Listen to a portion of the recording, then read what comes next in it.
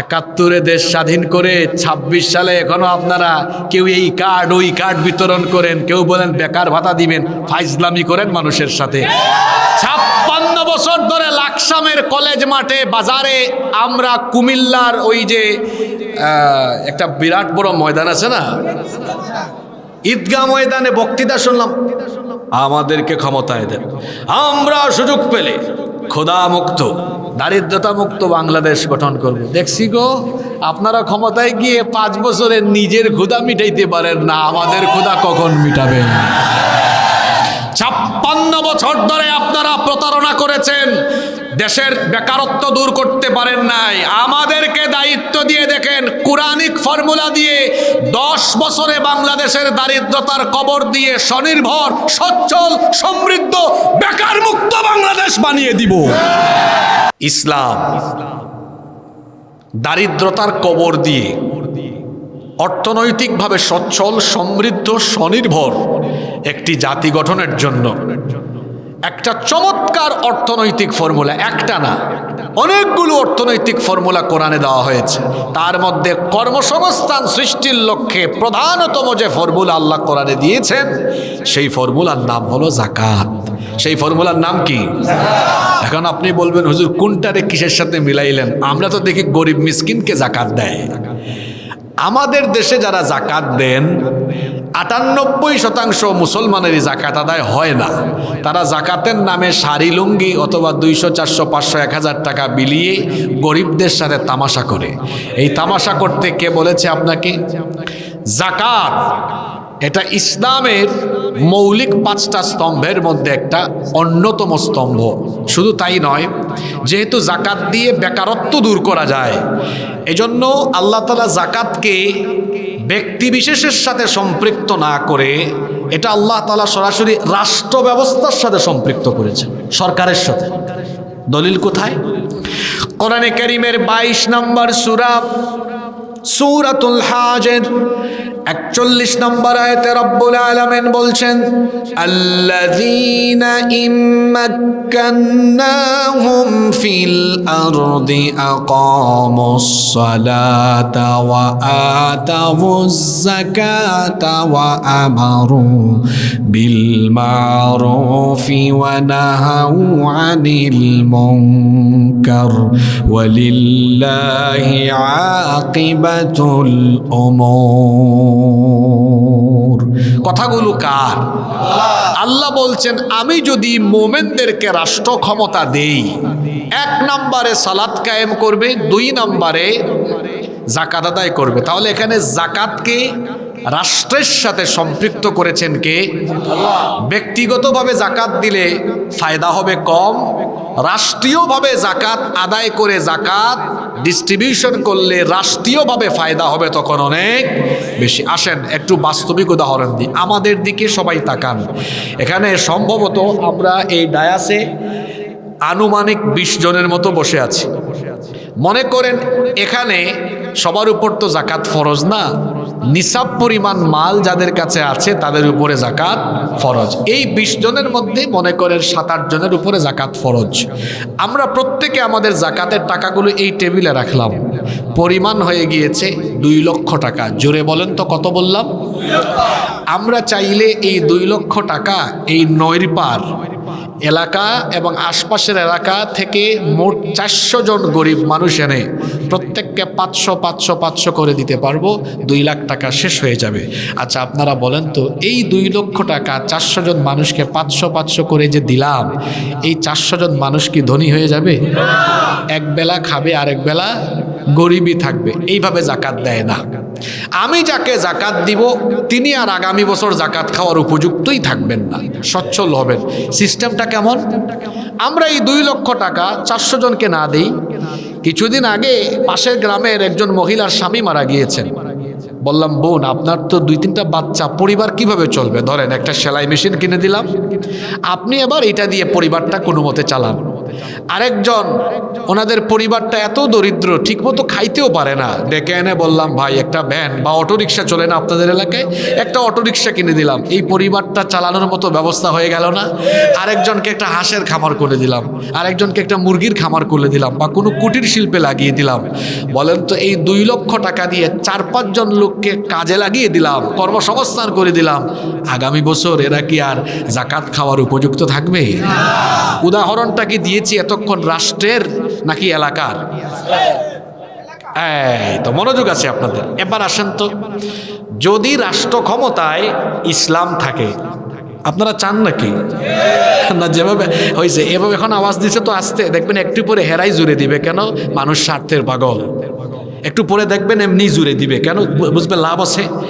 এখন মনে করেন ইসলামী হুকুমত চলছে, তাহলে আল্লাহ বলছেন ইসলামী হুকুমত চললে জাকাত আর ব্যক্তি দিতে পারবে না। এটা আদায় করবে কে? না আল্লাহ না, রাষ্ট্র। কে আদায় করবে? সরকার। আমি উদাহরণ দিয়ে বুঝাই। মনে করেন আমরাই সরকার, এই যে 1 2 3 4 5 6 7, শরীর গরম হয়েছে না একটু? সরকারে আসছেন যে আপনারা, আমরাই সরকার। এখন আমরা কি করলাম? উনি হচ্ছেন জাকাত মন্ত্রী, আমি প্রধানমন্ত্রী। জাকাত মন্ত্রী সাহেব গোটা দেশের মুসলমানদের সম্পদের হিসাব মন্ত্রণালয়ের অন্তর্ভুক্ত করে বছর শেষে যার সম্পদে নিসাব পরিমাণ মাল পাওয়া যাবে, বলেন জাকাতের টাকা সরকারি কোষাগারে জমা করতে। সবার উপর কিন্তু জাকাত ফরজ হয় না, আপনারা এটা জানেন। তাহলে এখন যখন সারা দেশের মুসলমানদের জাকাতের টাকা সরকারি কোষাগারে, জাকাত কোষাগারে জমা পড়ছে, তখন কি পরিমাণ 2 লাখ হবে, কয়েক লাখ, কয়েক কোটি হবে, না কয়েক শত হাজার কোটি? আচ্ছা, শুনতেছেন তো আপনারা? মনে করেন আমরা এই 7 জন একটু আগে কি বলছিলাম? জোরে বলেন না। ওনাদের শরীর একটু গরম হবে তো। বলেন আমরা কি? সরকার। আমরা এই বছর সারা দেশ থেকে জাকাতের টাকা উত্তোলন করেছি 140,000 কোটি টাকা। বলেন 100। এটা কি খুব বেশি হয়ে গেছে নাকি? না, এটা দেশের জন্য এই টাকাটা অল্প টাকা, কিন্তু 140,000 কোটি টাকা। এখন উনি কিন্তু একটু আগে কি বলছিলাম? জাকাত মন্ত্রী। আমি কিন্তু প্রধানমন্ত্রী। উনি হচ্ছেন শ্রম ও কর্মসংস্থান মন্ত্রী, আপনাদের কাতারি সাহেব। এখন আমি জিজ্ঞেস করলাম, মাননীয় জাকাত মন্ত্রী, এবছর কত উত্তোলন হলো? উনি বললেন, মাননীয় প্রধানমন্ত্রী, 140,000 কোটি টাকা। আমি তখন ক্যাবিনেটে বসে বললাম, মাননীয় শ্রম ও কর্মসংস্থান মন্ত্রী, আমার দেশের বেকার 70 লক্ষ যুবকের একটা তালিকা তাড়াতাড়ি আপনি রেডি করেন। উনি কি করলেন? ওনার মন্ত্রণালয়ের আমলা দিয়ে সারা দেশে এবার চিরুনি অভিযান চালাইলেন। আসছেন নৈপাড়েও, এখান থেকে এসে কিছু বেকার সেকার আছে না এখানে, কিন্তু তালিকা ঢুকে গেছে। সারা দেশ থেকে তালিকা হয়েছে মোট 70 লক্ষ যুবকের। কত লক্ষ? আমাদের দেশে কি 70 লক্ষ বেকার হবে না আরো বেশি? আরো বেশি। কিন্তু আমরা বললাম, আমরা তো সরকারে, এখন আমরা এবছর 70 লক্ষের প্ল্যান নিয়েছি। তো মাননীয় শ্রম ও কর্মসংস্থান মন্ত্রী উনি 70 লক্ষের তালিকা আমার হাতে দিয়েছেন। তাকান আমার দিকে, দেখছেন? আমি এবার বললাম, মাননীয় জাকাত মন্ত্রী, এই 70 লক্ষকে ধাপে ধাপে ঢাকায় আনেন, এনে প্রত্যেকের হাতে 2 লাখ টাকার চেক দেন। কয় লাখ টাকা? বেকার যুবক কত লক্ষ? আর টাকা দিচ্ছি কত করে? তো 70 লক্ষ গুণ 2 লক্ষ সমান 140,000 কোটি টাকা। এই ছেলে এদিকে আসো, তুমি বেকার। এমনি বলেছি, ধরো এই 2 লাখ টাকা নাও। আবার এই 2 লাখ টাকা নিয়ে ডিসকভার মোটরসাইকেল কিনে লাকসামের চিপায় চাপায় পাকুম করে চালাইও না।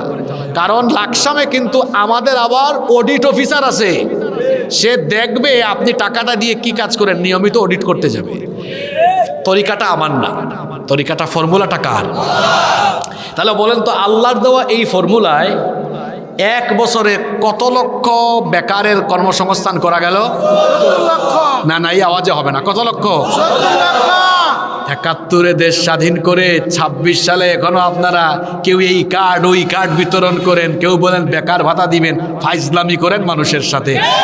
56 বছর ধরে লাকসামের কলেজ মাঠে, বাজারে, আমরা কুমিল্লার ওই যে একটা বিরাট বড় ময়দান আছে না, ঈদগাহ ময়দানে বক্তৃতা শুনলাম, আমাদেরকে ক্ষমতায় দেন, আমরা সুযোগ পেলে খোদা মুক্ত দারিদ্রতা মুক্ত বাংলাদেশ গঠন করব। দেখছি গো, আপনারা ক্ষমতায় গিয়ে 5 বছরে নিজের ক্ষুধা মিটাইতে পারেন না, আমাদের ক্ষুধা কখন মিটাবেন? 56 বছর ধরে আপনারা প্রতারণা করেছেন, দেশের বেকারত্ব দূর করতে পারেন নাই। আমাদেরকে দায়িত্ব দিয়ে দেখেন, কোরআনিক ফর্মুলা দিয়ে 10 বছরে বাংলাদেশের দারিদ্রতার কবর দিয়ে স্বনির্ভর, সচ্ছল, সমৃদ্ধ, বেকার মুক্ত বাংলাদেশ বানিয়ে দিব।